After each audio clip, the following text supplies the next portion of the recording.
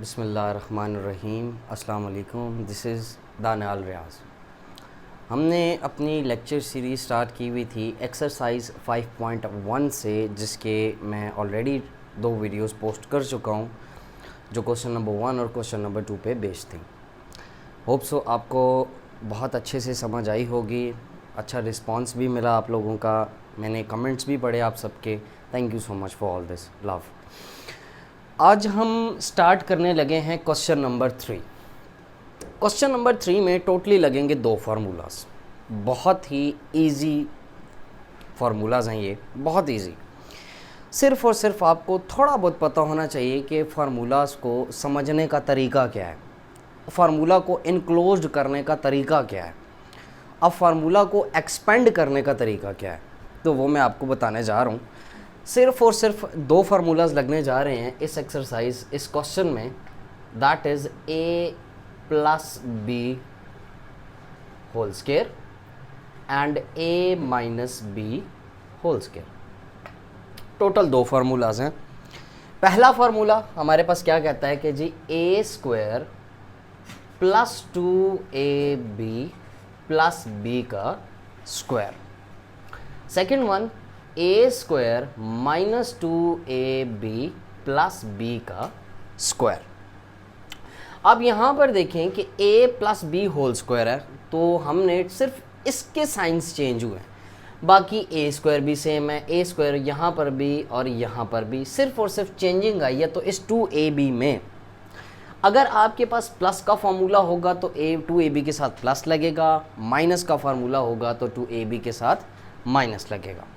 तो अभी हम स्टार्ट करते हैं अपना थर्ड क्वेश्चन कि इस क्वेश्चन में ये दोनों फार्मूलाज कैसे इम्प्लीमेंट होते हैं। तो जैसे क्वेश्चन नंबर 1 है हमारे पास, पार्ट नंबर 1 इसका क्या कहता है, 144 a का स्क्वायर प्लस 24 a प्लस 1। ये है जी हमारा क्वेश्चन। ओके सबसे पहली बात आपको एक बात पता ये होनी चाहिए कि परफेक्ट स्क्वायर्स किस किस के हैं। ज़्यादातर आपकी 9th में 1 से लेके 9 या 10 तक के टेबल्स के परफेक्ट स्क्वायर्स होंगे। आपको परफेक्ट स्क्वायर्स कैसे पता चलेंगे, आपने सिर्फ और सिर्फ ये देखना है। अब देखें जी, 2 का स्क्वायर क्या हो गया 4, मीन्स 4 का परफेक्ट स्क्वायर क्या हुआ 2। 3 का स्क्वायर क्या हो गया 9। 4 का स्क्वायर क्या हो गया 16। 5 का स्क्वायर क्या हो गया 25। 6 का स्क्वायर क्या हो गया 36। 7 का स्क्वायर क्या हो गया 49। 8 का स्क्वायर 64। 9 का स्क्वायर 81। 10 का स्क्वायर 100। तो आपसे कोई कहे कि भाई 25 का परफेक्ट स्क्वायर क्या है, you can easily said this is 5।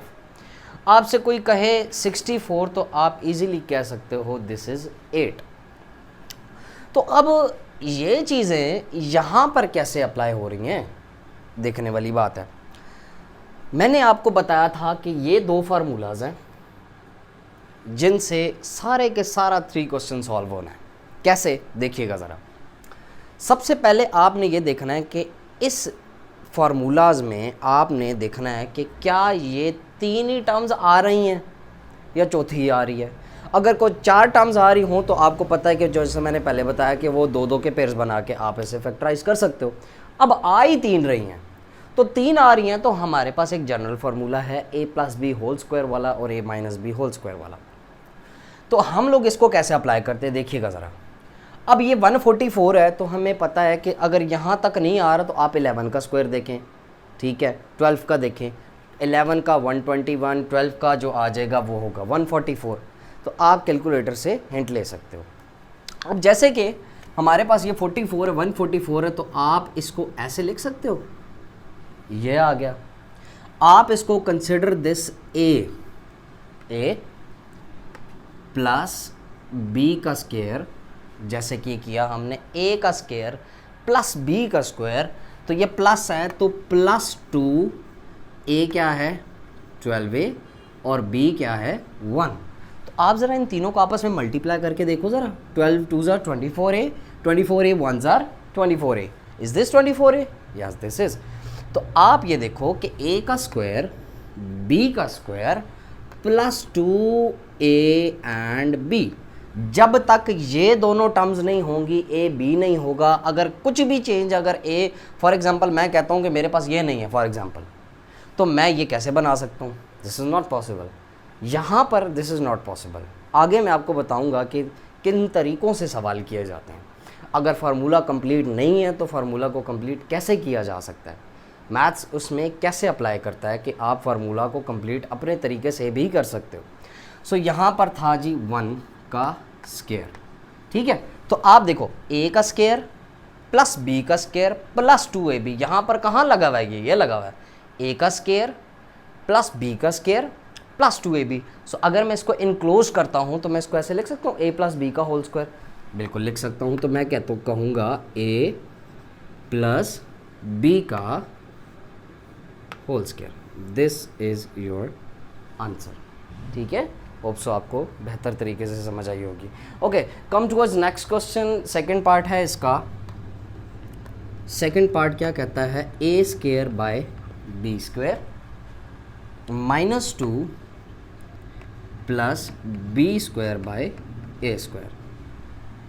या ओके जी, अब आ रहा है माइनस, मतलब ये लग रहा है, मुझे लग रहा है कि ये लग रहा है, पर फिर भी देखते हैं कि ये लग रहा है या नहीं लग रहा। Okay let's see.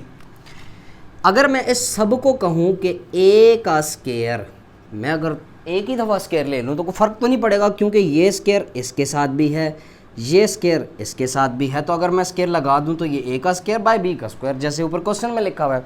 Okay, a का स्क्वायर प्लस b का स्क्वायर, ठीक है, माइनस 2a b। सर यहाँ पर तो सिर्फ 2a, सिर्फ 2 लिखा हुआ है, माइनस 2। आप ये देखें ना, ये इससे कैंसिल, ये इससे कैंसिल, तो कुछ भी नहीं बचता, तो सिर्फ माइनस 2 बचता है। तो ये तो हो गया ना परफेक्ट स्क्वायर हमारा। तो हम कहेंगे a माइनस b का होल स्क्वायर। ये था आपका question number part 2। Okay, come towards third question. Third question हमारे पास क्या कहता है? थर्ड क्वेश्चन हमारे पास ये कह रहा है थर्ड क्वेश्चन कह रहा है x plus Y whole square. Third part है हमारा x plus Y whole square minus 14z x plus Y plus ये आ जाता है 49z का स्क्वायर। लेट्स सी, यही है, यस। ओके जी, मैंने आपको जैसे बताया था, देखिएगा ये ऑलरेडी स्क्वायर बना हुआ है। a का स्क्वायर 49 किसका परफेक्ट स्क्वायर होता है? 7 का। अगर मैं इसको ऐसे लिखूं, देखिएगा ज़रा, x plus Y means a का स्क्वायर, ठीक है, यहाँ आ जाएगा 7z का होल स्क्वायर। y क्योंकि ये स्क्वायर इसके साथ भी है और इसके साथ भी है, 7 का स्क्वायर 49, z का स्क्वायर z का स्क्वायर, ठीक है। a का स्क्वायर प्लस b का स्क्वायर माइनस है, तो माइनस वाला फार्मूला, माइनस 2a और b हमारे पास क्या है? 7z। तो आप ज़रा मल्टीप्लाई करके क्यों नहीं चेक कर लेते कि आपने वाकई 2ab सही लिखा है या नहीं लिखा? देखिएगा, 2 7s are 14, मतलब 14z x प्लस वाई, क्या यही नहीं लिखा हुआ? बिल्कुल यही लिखा हुआ है। तो हम क्या कहेंगे? a माइनस b का होल स्क्वायर। ये है जी आपका third part. Okay, come towards last part, I think, या लास्ट पार्ट है हमारा। ये हमारे पास लिखा हुआ है कि 12x square minus 36x plus minus 36x plus 27। अच्छा जी, अब यहाँ पर एक बात सोचने वाली है कि सर ये भी किसी का परफेक्ट स्क्वायर नहीं है। 12 तो नहीं है, देख लेते हैं। 2 का स्क्वायर 4, 3 का स्क्वायर 9, 4 का स्क्वायर 16, मतलब इन तीनों में अभी तक 12 का जिक्र हुआ ही नहीं। चलें ज़रा 27 तक जाते हैं।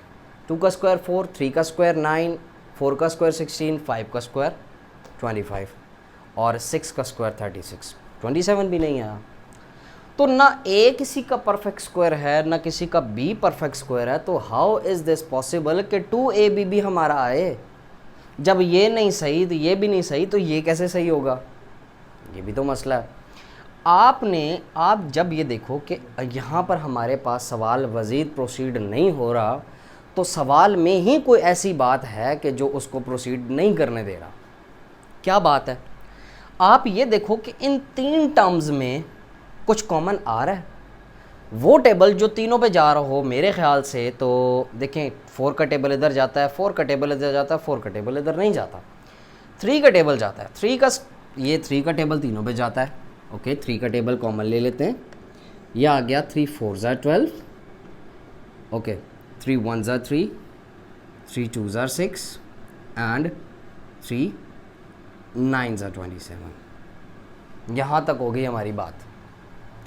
ओके जी। अब आप ये देखो कि ए किसी का परफेक्ट स्क्वायर अब है जी, बिल्कुल है 4, किसका? 2 का। ये देखो कि ये जो बी है 9 जो है, ये किसी का परफेक्ट स्क्वायर है? बिल्कुल है जी, किसका? 3 का।